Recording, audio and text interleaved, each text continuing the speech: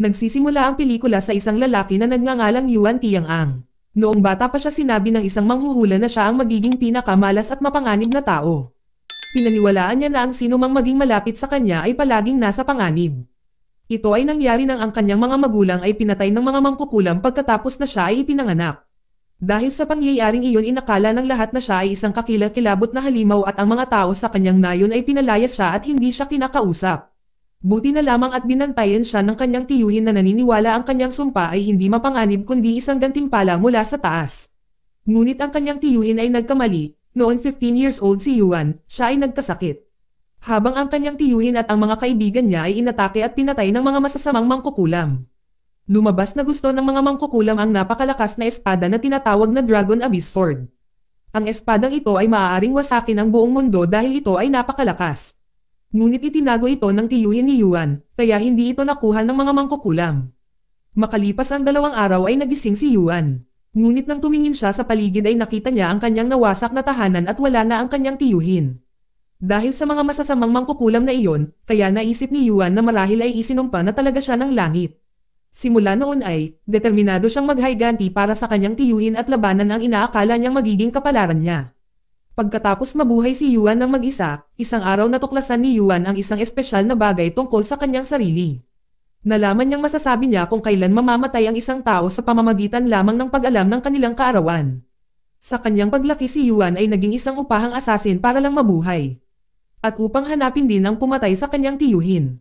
Dahil sa kanyang mga aksyon palagi siyang lumilipat mula sa isang lugar patungo sa isa pang lugar. 15 years na ang lumipas noong si Yuan ay 30 taong gulang.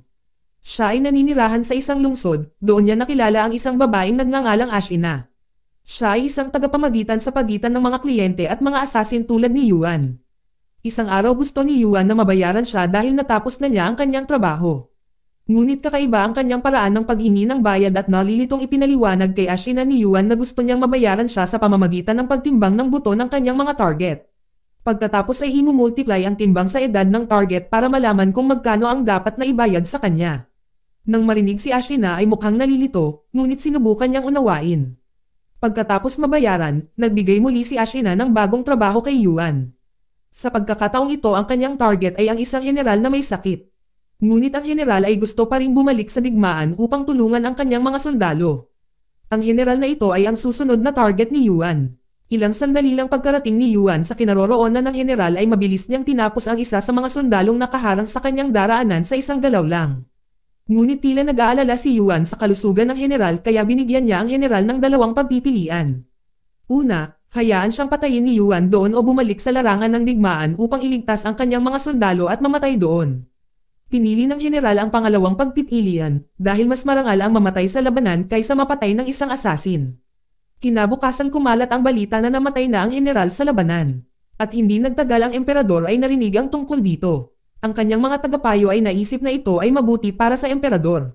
Dahil ang general ay maaaring sinubukang kunin ang trono ng emperador. Kahit na ang general ay wala na ang emperador ay nangangailangan pa rin ng proteksyon. Kaya sinabi niya sa kanyang tagapayo na hanapin ang Dragon Abyss Sword na maaaring makatulong sa kanya na manatili sa kapangyarihan ng mas matagal. Samantala si Yuan ay bumalik sa lugar ni Ashina upang mabayaran siya muli dahil namatay ang general dahil sa pagpili na ibinigay sa kanya. Pagkatapos mabayaran, sinabi ni Ashina kay Yuan na hulaan niya ang kanyang kamatayan. Gamit ang kanyang kakayahan, sinabi ni Yuan na papatayin siya ng isang tao sa loob ng 10 araw. Kahit na nabigla siya ay hindi mukhang malungkot si Ashina. Sa halip ay sinubukan niyang manatiling masaya at sulitin ang natitirang mga araw niya. Nagsimula na rin siyang magbigay ng pagkain sa mga pulubi sa kalapit. Nang makita ni Yuan ang kabaitan ni Ashina, si Yuan ay hindi gustong mamatay si Ashina, binalak niyang iligtas siya. Kinabukasan umalis si Asha nang walang paalam kahit na gustong protektahan siya ni Yuan. Napunta pala siya sa isang gobernador na nagngangalang Liu at nakakagulat na binalak niya itong patayin. Siya ay nakadamit na parang ninja, inatake niya ang mga bantay, ngunit natalo siya ng isang mandirigman na nagngangalang Chung Fang na nakatuon sa pagbabantay kay Liu.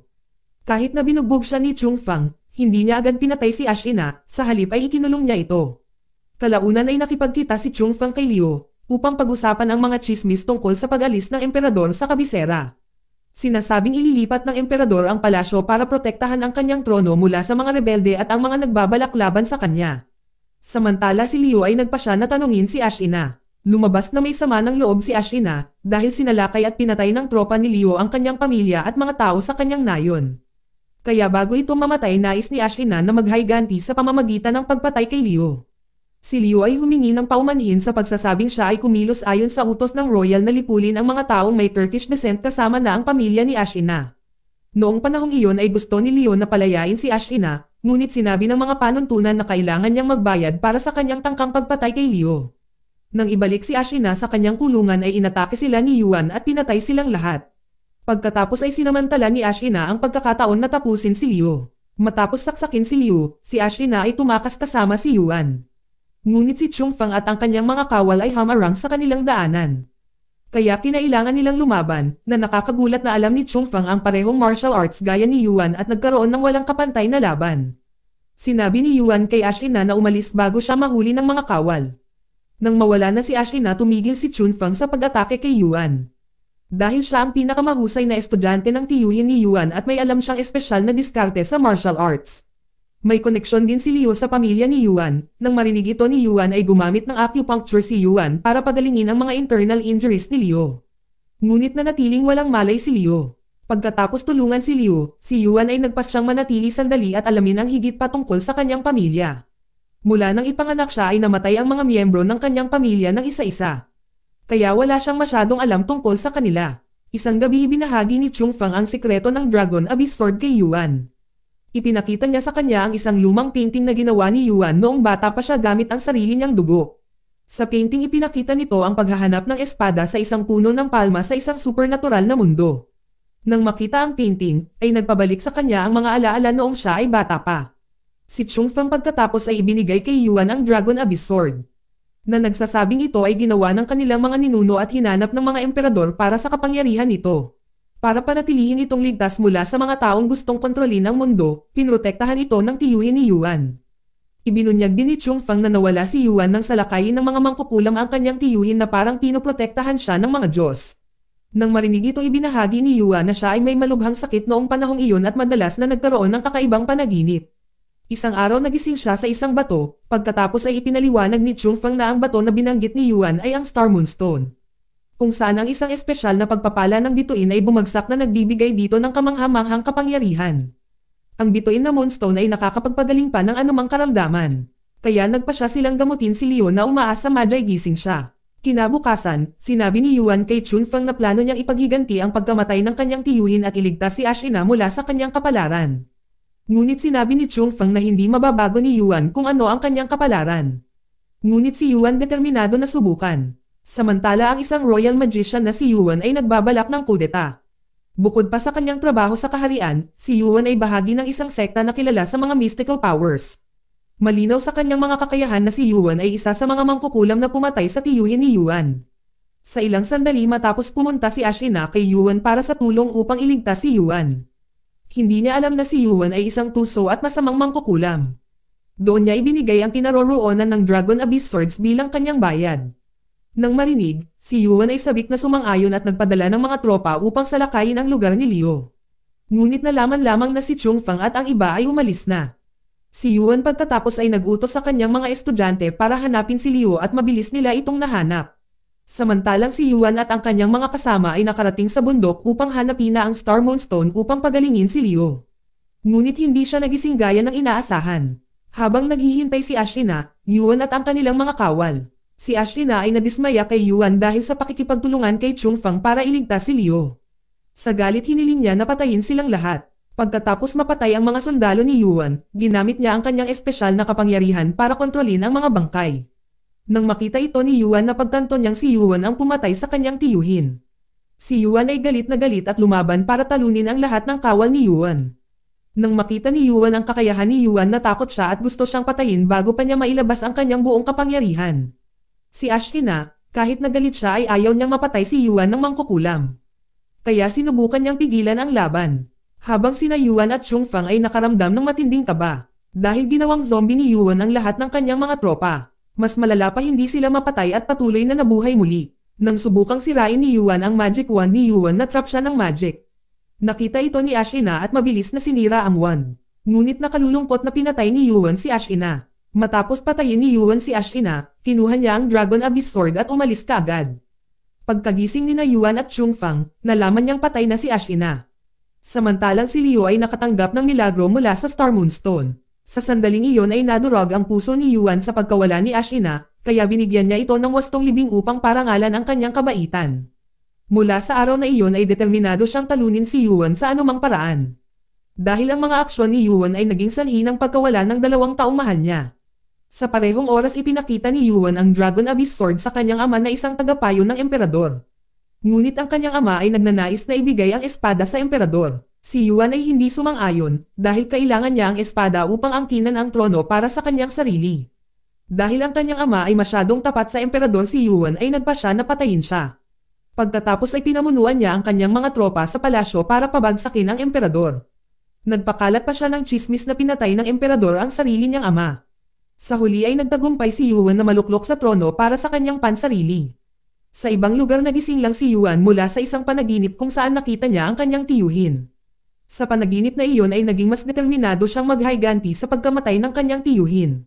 Sa lalong madaling panahon pagkatapos umakyat si Yuan sa isang bundok upang bisitahin ang libingan ni Ashina. Pagkatapos ay nilapitan siya ni Liu at sumang-ayon na karapat dapat si Yuan ng parusa. Nang marinig, sinuportahan ni Liu ang pagnanais ni Yuan para sa paghihiganti. Dahil naniniwala sila na ang mundo ay magiging mas mabuti kung wala ang isang tulad ni Yuan. Makalipas ang isang buwan ay nagtipon si Liu ng mga tropang rebelde upang ibagsak ang kapangyarihan ni Yuan. Inihanda din ni Yuan ang kanyang mga sandata upang maghayganti para sa kanyang tiyuhin at ang babaeng pinapahalagahan niya.